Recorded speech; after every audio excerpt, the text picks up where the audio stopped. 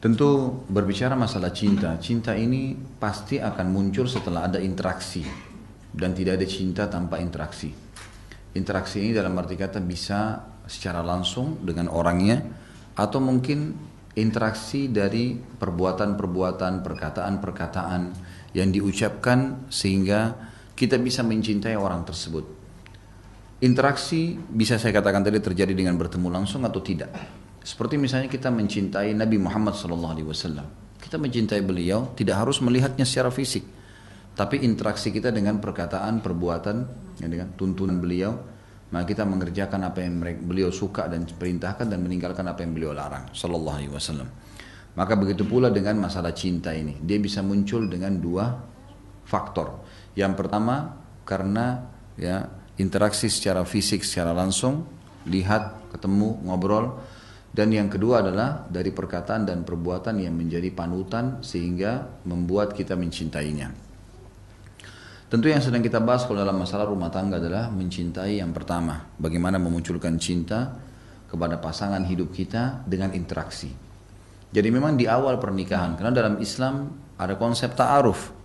Kita tidak boleh pacaran, jalan berduaan, khalwat, ya, mengumbar syahwat kita dengan pegangan, ciuman dan seterusnya. Ini haram dalam agama. Yang boleh hanya setelah menikah. Kita mencintai Bapak Ibu sekalian dalam Islam setelah interaksi yang halal. Ini penting digarisbawahi. Tidak ada kata cinta sebelum interaksi yang halal. Karena banyak orang mengatakan saya sebelum menikah dengan dia, kayak konsep kita di Indonesia, saya mesti cinta dulu. Makanya harus jalan dulu sama-sama. Harus pegangan dulu, harus ungkapin kata-kata sayang dulu baru menikah. Ini pemahaman yang salah. Interaksi sebelum akad nikah haram. Interaksi setelah akad nikah memunculkan cinta setelah nikah malah sunnah dan berpahala. Di sini mencintai pasangan, Bapak Ibu sekalian, hukumnya wajib, bukan pilihan. Kita kalau sudah akad nikah, cintai. Bagaimana caranya? Interaksi. Interaksi itu dengan cara melihat secara fisik, ngobrol, pengabdian, pengorbanan yang kita berikan. Maka akan muncul rasa cinta nantinya, gitu kan? Beda cinta dengan sayang. Kalau sayang bisa umum. Sayang itu misal bisa saja kita lampiaskan sayang pada makanan. Makanan misalnya ada, masih bagus terus dibuang. Sayangnya dibuang, muncul rasa prihatin dan kasihan. Itu namanya sayang. Tetapi kalau cinta berbeda, itu akan diikuti dengan pengorbanan yang besar. Pengorbanan yang besar. Jadi dia siap berkorban apapun demi untuk pasangannya. Nah, di dalam Islam kita harus paham, mencintai pasangan bagian dari hal kewajiban dalam rumah tangga. Memang kita mencintai mereka. Lampiaskan semuanya. Jangan tergoda dengan waswas syaitan yang hampir semua rumah tangga digoda dengan standar. Misal, jangan kamu terlalu cintai pasanganmu, karena nanti kalau berpisah bagaimana? Kalau mati bagaimana? Nanti kamu sakit hati dan seterusnya. Ini waswas syaitan, nggak ada. Tepat dan tempatnya melampiaskan cinta, kasih sayang, kebutuhan biologis, bermesraan setelah nikah. Silahkan. Bahkan Nabi SAW mengatakan dalam hadis yang sudah masyhur, yang sudah sering kita ulangi, di kemaluan kalian ada pahala yang besar. Sahabat langsung faham. Wahai utusan Allah, kami datang menggauli istri kami, dapat kenikmatan, kami juga dapat pahala yang besar. Kata Nabi SAW, tidakkah kalian lihat kalau kalian letakkan kemaluan kalian pada yang haram, zina, kalian dapat dosa yang besar? Kata para sahabat, bala ya Rasulullah, benar wahai utusan Allah. Kata Nabi SAW, وَكَذَلِكَ fil halal. Begitu juga kalau orang letakkan pada yang halal. Ingat, setiap orang yang berumah tangga Bapak Ibu sekalian akan dibuat oleh syaitan jenuh. Kita harus melawannya. Tepis semua pernyataan syaitan yang mengatakan jangan kau cintai pasanganmu sekarang, berlebihan nanti kamu sakit hati, nanti kamu begini. Insya Allah kalau yang kita cari pasangan yang saleh dan salihah, tidak ada perlu dikhawatirkan. Ingat juga satu hal Bapak Ibu sekalian, menikah dalam Islam adalah ibadah, dan ibadah sifatnya abadi. Perhatikan, ya, menikah adalah ibadah dan ibadah sifatnya abadi. Sekali kita sholat sampai mati kita sholat, sekali kita puasa sampai mati kita puasa, sekali kita menikah sampai di surga tuh sama pasangan. Jangan pernah menikah dimulai dengan waswas syaitan, taruh cadangan sekian persen kalau saya cerai sama pasangan saya. Ini nggak boleh ada ini. Jangan menikah untuk cerai, nggak boleh. Karena cerai adalah perbuatan halal yang paling Allah benci dan merupakan target utama syaitan untuk memisahkan suami istri. Ini penting untuk menopang gitu kan. Tutup semua pintu-pintu yang merusak kita di luar sana. Seperti pandangan mata. Ya. Ini mata yang sering jelalatan sembarangan melihat harus dikontrol. Nggak boleh nggak. Gitu kan? Jadi ini harus dikontrol. Walaupun kita mengatakan, oh tidak, cuma sebentar, oh cuma sekilas. Enggak. Harus dijaga. Orang yang bisa menjaga pandangannya dari hal-hal yang haram, ya, yang Allah haramkan, maka akan membuat dia lebih menikmati pasangannya. Hikmah kata ulama, wanita menggunakan tutup aurat yang rapat, termasuk masalah menggunakan ini kalau ada yang pakai cadar di antara akhwat kita, disebutkan oleh para ulama hikmahnya adalah akan membuat pasangannya tidak akan jenuh.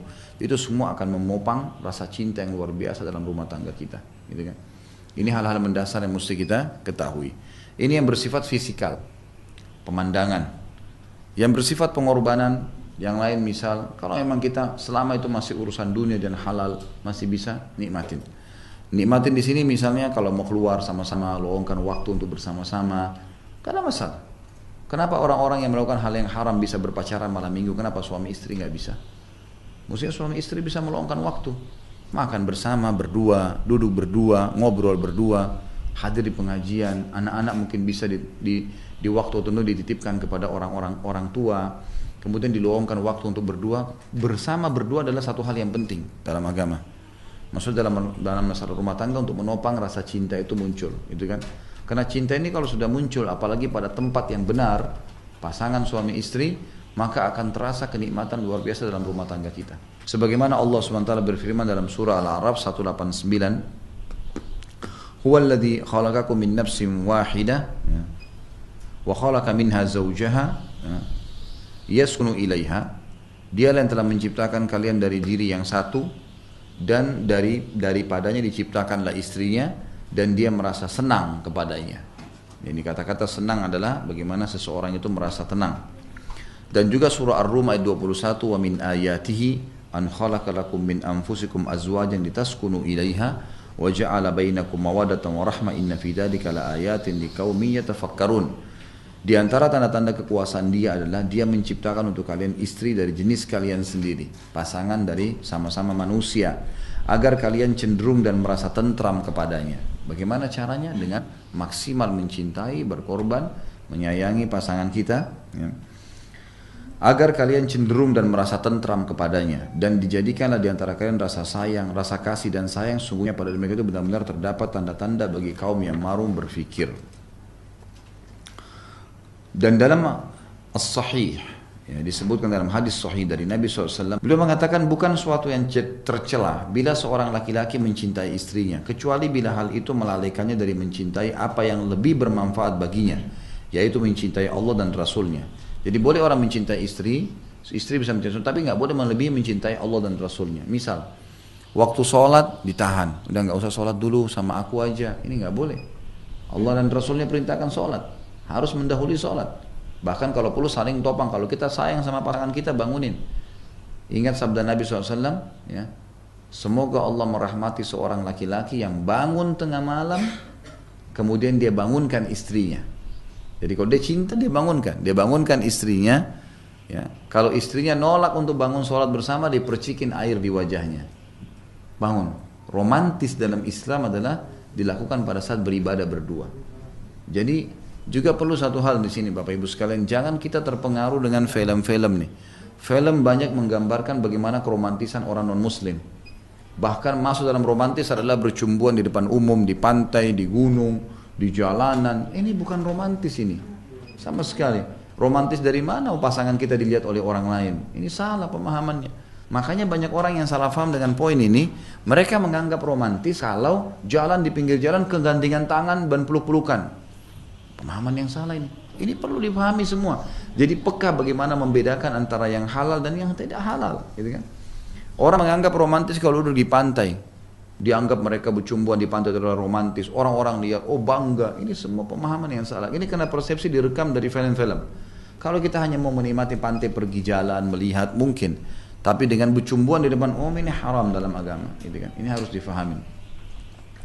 Sebab setiap kecintaan yang menyaingi kecintaan Allah dan Rasulnya, di mana kecintaan tersebut melemahkan kecintaan kepada Allah dan Rasulnya, maka ini tercela.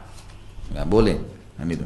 Kalau kita cintai pasangan karena Allah ada pahalanya, kalau kita cintai dia hanya karena masalah duniawi maka tidak ada pahalanya.